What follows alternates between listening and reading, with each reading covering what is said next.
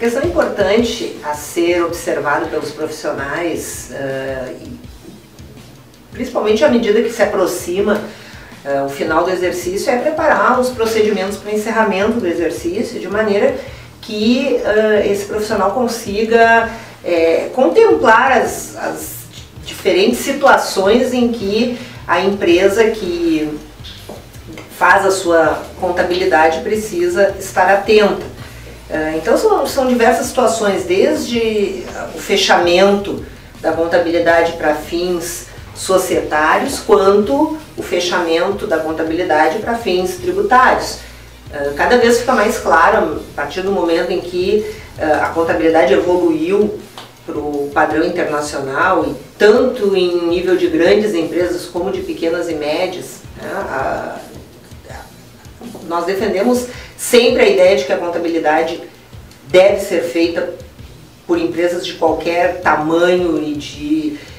qualquer tipo jurídico, independente do que a norma tributária defina, né? Mas a questão da contabilidade para fins gerenciais societários, ela realmente é distinta da finalidade para fins tributários. Isso está ficando cada vez mais claro na mentalidade dos profissionais. E então, preparar esses procedimentos de maneira a dar uma segurança para essa empresa, para que ela possa ter os seus tributos apurados de maneira correta, mas ao mesmo tempo ter a informação para que os sócios ou os acionistas, no caso de uma grande empresa, também se sintam confortáveis em chegar lá no final do exercício e ter as suas contas aprovadas na Assembleia dos Acionistas, o período correto de convocação dessas assembleias, estar sempre atento, porque é sempre um motivo de conflito e que muitas vezes vão parar nos tribunais o fato de que uma assembleia não foi convocada com o tempo de antecedência necessário, ou que os documentos não foram disponibilizados de acordo com o que prevê a legislação. Então, chamar atenção para esses procedimentos é algo que eu acho que facilita e ajuda esse profissional a demonstrar a sua competência no exercício da profissão, e chamar atenção também para uma questão de caráter social que vem também se consolidando cada vez mais no ambiente contábil, que é a possibilidade também da empresa fazer as destinações para fins sociais, para fundo da criança e do adolescente, para, enfim, entidades, né, do terceiro setor que se beneficiam, né, muitas vezes das leis de incentivos, das leis que permitem a essas empresas destinar parte do valor que ela iria arrecadar em tributos para beneficiar entidades que têm uma finalidade social. Então, esse checklist de final de exercício, ele poderia ser preparado de maneira a contemplar esses diferentes aspectos que vão da questão tributária, da questão gerencial e societária, e também dos aspectos sociais, que aí é o exercício da cidadania e da responsabilidade social, que vem sendo extremamente valorizado, não só dentro do ambiente contábil, como da sociedade como um todo. Uma outra questão importante é que esse checklist que vai ser feito para o encerramento do exercício, ele também vai ser uma ferramenta que vai ajudar essa empresa a se organizar de maneira que a qualquer momento em que essa empresa precise participar ou de um processo licitatório, ou mesmo de um procedimento de combinação de negócios, como uma fusão, uma cisão ou uma aquisição, ela pode se valer desse checklist para estar também disponibilizando essa informação contábil a qualquer momento. A empresa, no início do ano, ela já sabe que lá no final do exercício ela tem as suas obrigações para encerramento do ano contábil, fiscal, enfim, do exercício social. Agora, ela não sabe em que momento ela pode entrar numa negociação, né, para fins ou de adquirir ou de ser adquirida, né, e isso pode ser um diferencial no momento em que essa negociação, essa necessidade, esse fato surgir na vida da empresa, ela estar com a sua contabilidade devidamente pronta e preparada para dar as respostas e as informações necessárias para o fechamento de uma transação. né? Isso pode ser a diferença entre fechar ou não fechar a negociação. Então, esses são alguns pontos que eu gostaria de destacar nesse momento.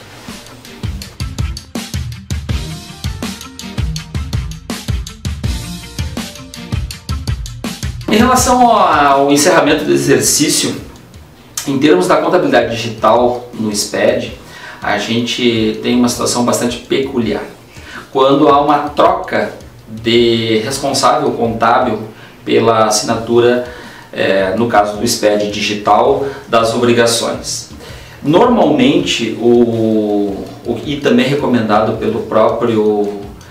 manual e pelas informações que estão no site do SPED, mantido pela Receita Federal do Brasil, a orientação é de que a peça contábil seja dividida em períodos, pelo menos nos períodos em que há essa substituição do contador responsável pela assinatura, e que cada profissional assine pelo seu período de escrituração. O que é bastante natural, afinal de contas,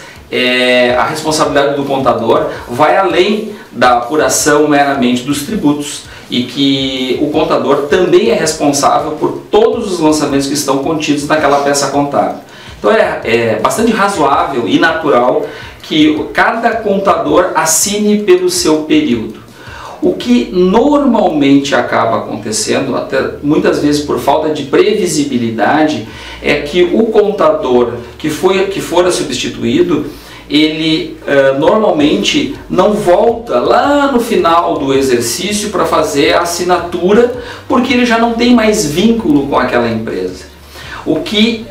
mistura um pouco o princípio da responsabilidade e da relação de trabalho entre aquele colaborador e o seu contratante, né? Na visão de responsabilidade, como aquele contador efetivamente fez a produção daquelas peças contábeis, parece razoável que ele assine ainda pelo período em que era responsável. Isso ainda diz relação com a própria construção da relação entre o profissional e a organização pela qual ele era responsável. Mas, em termos técnicos, o que se faz é que há pelo menos um livro assinado por um contador e outro período assinado por outro contador. Também nessa fase de levantamento de balanço, no encerramento do exercício, é muito comum as empresas passarem a se preocupar com os seus ativos, especialmente as contas de estoque e matéria-prima. Pessoalmente, eu fico desapontado quando a gente é consultado sobre essa questão. Porque a manutenção dos ativos de uma empresa deveria ser preocupação diuturna da empresa. Afinal de contas, ela vale por aquilo que ela possui, pela sua capacidade produtiva, pelos seus estoques, pela sua matéria-prima em poder realizar esses ativos. De forma que a valoração desses ativos, assim como o seu controle efetivo, não deveria ser alvo apenas do controle anual do encerramento do exercício, mas sim que o controle